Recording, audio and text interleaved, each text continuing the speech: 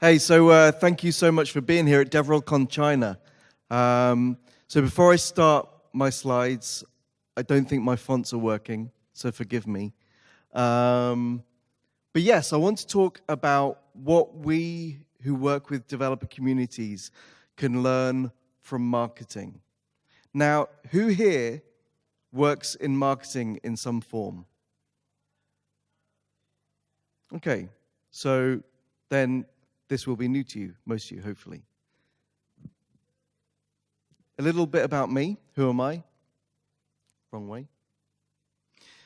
So I work at a company called Hoopy. I also do things with DevRelCon and DevXCon around the world. And Hoopy is a business with that guy there, Cristiano, where we help companies to reach developer audiences and to create good developer experiences for their developer-targeted products. Also, just, why should I be talking about this? Well, I've spent about 12 years doing developer community work in different companies, largely open source companies. So Canonical, if you know Ubuntu, and then a bunch of other places as well. Okay, so Venn diagrams, where we bring things together. It's often a way to, an interesting way to illustrate a point. I want to talk about the three things that come together in developer communities, in developer relations. So on the top left, we have the idea of going out there and presenting a message, essentially of marketing. Then on the top right, we have code, we have the technical side. And then I think another aspect of developer relations is the bottom circle, which is the artistic side. You bring some creativity to it. It can't just be about very dry content and then some code. It has to be something where you bring your passion to it and your creative side to things. So really, running developer communities brings together a whole bunch of different disciplines. As someone who's a developer advocate or an evangelist, your job is to synthesize all of those different aspects of code, marketing, creativity, and social things like empathy. It's about being good with people. So you bring all of those together. And, oh man, my fonts aren't working at all. But yes, so really it's about bringing all those things together. And in English, we have this phrase of don't let the devil have all the best tunes. And I don't know if that translates, but essentially, a couple of hundred years ago, the churches in the Christian religion started to use the tunes from popular music for their Christian songs. And the idea was that the secular music was more interesting than the Christian music. And so we can kind of take that idea for developer relations. So in developer communities, a lot of the time, the idea of marketing is seen as a bad thing. It's seen as something where you are selling a dream instead of selling or telling a story of cold, hard facts. As a software developer, your code runs and it passes the tests, or it does not.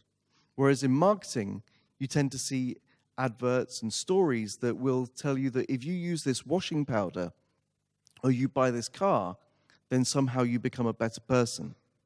And actually in developer marketing and developer relations, we don't have to throw away all of the good things about marketing just because some of it doesn't chime or doesn't work with developer culture. We can learn and we should learn from marketing. We should take the best parts of marketing and apply them to what we do in developer relations.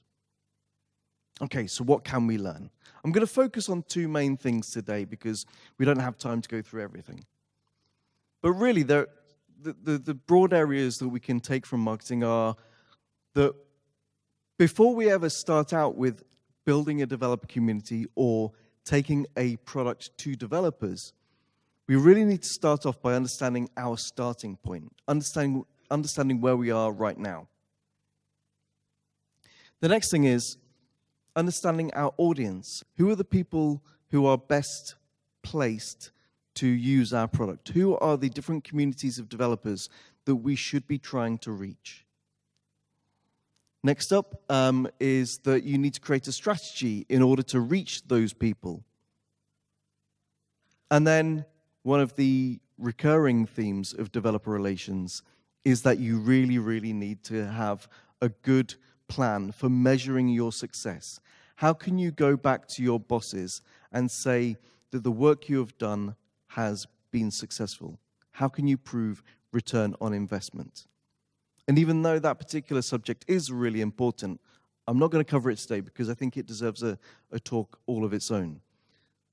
So today, we're going to look at the first two, understanding where we are and knowing which audiences to work with.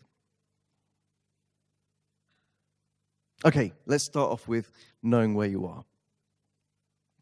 So this is perhaps a quote that will be more familiar to people here than in the other countries where I give this talk, but it's from Sun Tzu, which I'm sure I've pronounced incorrectly.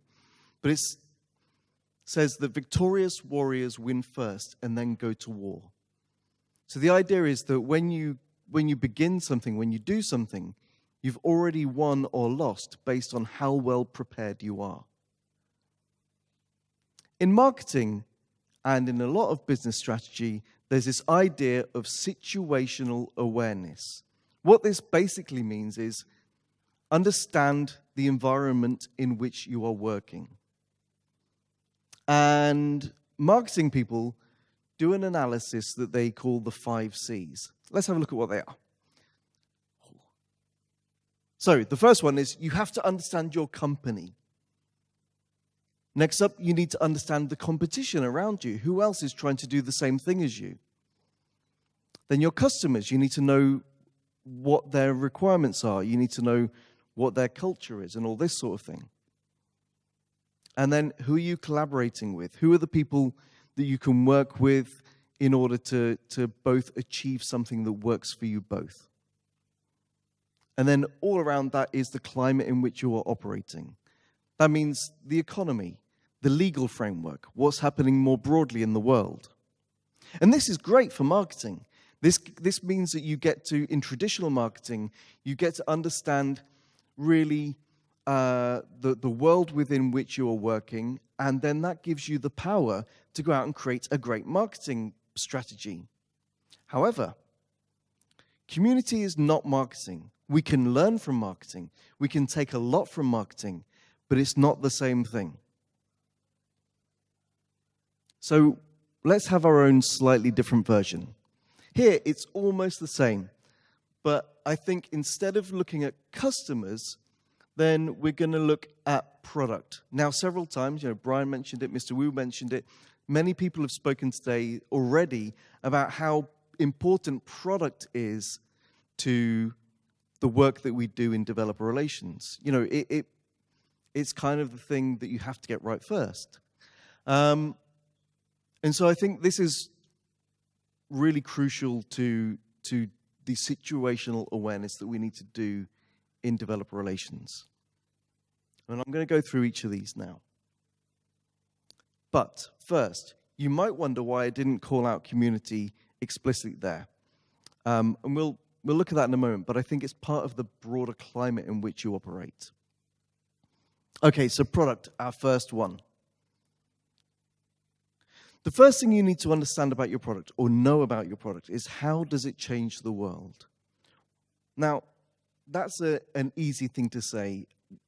How does it change the world? It might sound a bit silly, but the real question here is, what does your product do that wouldn't happen in the world if your product didn't exist? You need to think about what it is that you're enabling people to do and what it is that is happening as a result of that. Next up, what are the really good things about your product? What are the things that you can go out and tell the world about that you're really proud of? Secondly, what are the bad things? One of the really important things that distinguishes developer relations from marketing is that when we talk to developers, we have to be honest about the bad things about our product. That doesn't mean that you go up and give a conference talk about all the bad things about your product. But what it means is that you don't try to tell people that your product does something it doesn't. Or you are honest if someone should not use your product because it doesn't fit well, you should be honest about that. And next up, the legacy of your product. What's happened in the past that will influence the way people look at your product today and look at your company today? Next, understanding the competition. Well, it's a very similar process. Really, you should go through that same process of understanding what it does in the world, the positives, the negatives, and its legacy for each of your competing products. Once you've done that, you can then start to put those products into different categories of what place they have in the market. Let's have a look at those. So in all markets, or in all areas of life, there will be some leading product. So if we look at collaborative code hosting, we might say that GitHub is the leader. There will also always be, normally you'll find, a challenger product. This is some product that is not number one, but it's trying to get there. And so in code hosting, we might say GitLab is that. There will also often be a niche player. So this is someone or a product that isn't necessarily ever going to be the leader, but it does very well in a small area for a small group of people. Maybe that could be maybe Microsoft, some Microsoft code hosting product that's only for the Microsoft niche of developers. Then there's this concept of the shooting star. Now, I'm sure you may have come across a product, particularly in developer spaces where there is investment from venture capitalists, where you have one product that seems to take all of the attention, all of the mind share, and every time that people talk about this particular area, you find that they mention this particular product. And it's not necessarily that that particular product is the best. It's just that they are spending lots and lots of money on buying up all of the attention. And so they might not be around in a year to come. Next year, they might not be there. But right now, they're causing you a problem because they're taking all the attention. And so you need to understand where you are in relation to all of those. Are you the leader? Are you the challenger? Are you something else? And if you can then put all of your competition into those categories, then you can start to understand not only where you want to be, but where you're starting from. Okay, your company. What do you need to know about your company before you get started?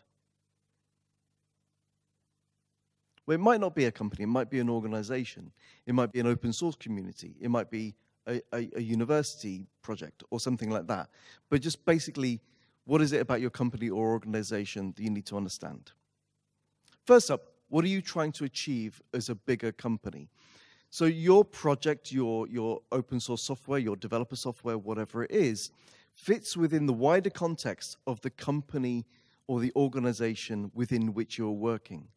So how can you, in your project, in your developer product, how can you help the broader company to achieve its goals? And then there's the culture of your company. So some companies are very hip and cool and already have a culture that is attractive to developers. You know, GitHub would be a good example of that. But then there are others that are much less cool, much less interesting perhaps to work with. And so if you have a developer product that is coming from a company that is less cool, that maybe has perhaps a bad reputation in the past, then that will make your job harder. And you have to understand that, because your marketing strategy, your developer relations strategy, will then have to cope with the idea that you're fighting against your company having a bad reputation with developers. Here's an illustration of how that works. You know, we have Steve Jobs on the left and Bill Gates on the right. These are two people who profoundly influenced the culture of their companies simply through who they were. And so you can see that legacy today. And it's interesting that, on the one side, you have someone who has an image of being very open and very creative and thoughtful, and then you have more of the kind of the nerdy, geeky person on the right. And they've massively influenced the sorts of company that they built. And so when you come to approach iOS developers for iPhone, you'll do that in a way that somehow stems back to the culture that Steve Jobs created for Apple. And when you reach Microsoft developers, that will in itself also be influenced by the culture that Bill Gates created for Microsoft. And so your organization or company might have people in it that are going to be very well identified with your company. So think about the people and their reputations of those leaders, of those public faces of your organization.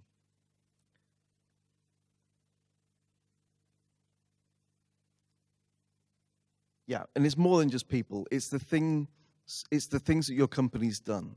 So I used to work for a company that had a database product that came out of another open source community. And one of the things that we had to understand was that our relationship to that open source community dictated a lot of the things that we did. Because in the early days of that product,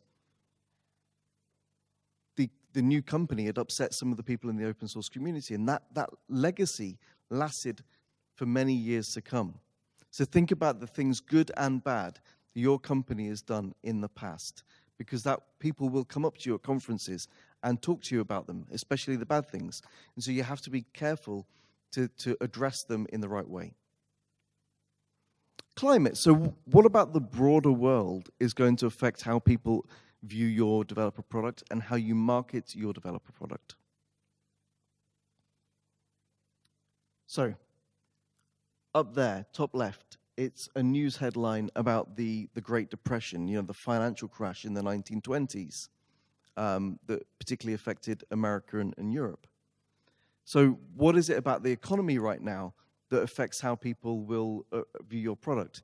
It might be that if you have a product that's very expensive to use and suddenly there's an economic problem, that perhaps you'll have a harder time getting people to sign up.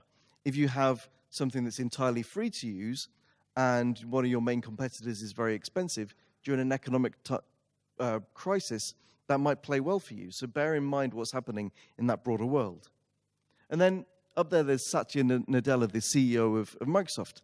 Now, if one of the biggest software companies in the world suddenly shows an interest in your product or your community, then that can be a good thing or a bad thing. But what it means is that you need to be aware that the broader world is changing at a constant pace, really, and things that you never expected may crop up suddenly, and even though you didn't plan for them, the things going on in that broader world are going to affect how you take your product to market.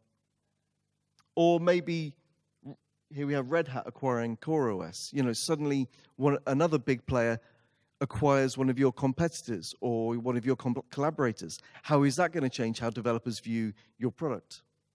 And then I have the Ethereum logo, but I could have taken any other blockchain. What are the major trends that are happening right now in developer community that you can latch onto in order to get some publicity for what you're doing? Right, collaborators, thinking about the people that you work with. So particularly if you're open source, you exist only because of the work of other people. Everything that we do in software, we're building on the work of other people. That is, unless you're hand wiring together vacuum tubes in a mainframe from 1950. But otherwise, pretty much every bit of software you write is working only because other people have done work before you. And so if you have an open source project or even even a closed project, then your work is part of an ecosystem. And so you need to think about who you are relying on and who relies on you, because your relationships with those people can be very crucial to your success. So you might have some libraries that you rely on. We might call those upstreams. Those are the products or the projects that are feeding into yours. And then we might have downstream, the people who are relying on your stuff. So you need to be very careful about understanding the dynamics there. Okay, so once you know broadly where you are in the world, once you know your starting point, you can start to target the developers that you want to reach. You can start to work out who it is that will be best placed to use your product. So let's look at how we do that. The first thing to say is you can't just say, right, we're going to target all developers. You have to realize that developers are as varied as any other group in the world. So, what are the things that are going to motivate developers to use your product or contribute to your open source software? Make a list. Think about all the things that will drive people towards your product. Then think about the things that might drive them away. What might make your project or your product unsuitable for some developers? It's easier if we break this down into different types of motivator. So the technical motivators. If your product is a JavaScript library for front-end development, then you're not going to go and target Rust developers who are on the back end. Things like that. What is it about the technology that you're building that will drive people to or away from your product? And then, what about the developer themselves? If your product has no documentation and will require a high level of motivation of someone reading your source code until 3 a.m. in order to understand it, then that tells you something about the type of developer you need to reach in those early days, because there need to be people of high motivation, perhaps with not much else to do. And what about the company or organization behind the developer that you're reaching? Does your product cost a lot of money? In which case, you need to be perhaps reaching out to big companies rather than small startups. And then what's happening in the broader market or community that could drive people to or away from your product? If your product is blockchain, it might be that the trend of blockchain will drive people towards your product. If your product is something more established, more boring, it might be that the market says that there's lots of competition, and so that again would then decide how you drive people towards or away from your product. And then once you understand those motivators, you can start to segment the market. Okay, so what do we mean by segmentation? Basically, we take different types of motivator and we group them together into developer personas. So we imagine a type of developer that we want to reach based on the research that we've done. So if we're creating some kind of chat app or chat app, it might be that we decide that, well, we will target developers who are working on mobile because chat is perhaps more suited to mobile. And actually, it's going to be a chat app that's got high security, so maybe it'd be really good for people working in financial technology. And we've written our backend in Python. Our best SDK is Python, so perhaps we'll only target Python developers to start with. And our offices are in Europe, so we'll target European developers. But actually, that's really broad. So actually, we'll go where our sales team are. So we'll only target developers in France, Belgium, and the Netherlands, because we have people physically on the ground there. And so as you can see, you need to think about all these different things in order to create a target group of developers. Basically, what do they want to achieve?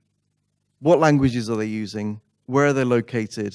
That kind of thing. What level of experience do they have? And then you can start to create these groups and think about whether they're suitable for your company and your product. So how do we choose those targets, the ones that we actually want to go for? Well, first up, we say, are they relevant to our community? Are they relevant to our product? Is that group large enough? You know, if it's a very small group, but they're very relevant, well, maybe it's best to focus on large groups first because you'll get a better return. Next, can we reach that group? If that group is maybe in Australia and you're based in China and you don't have a team in Australia, maybe it's best not to focus on them yet. And will that group make a big enough contribution?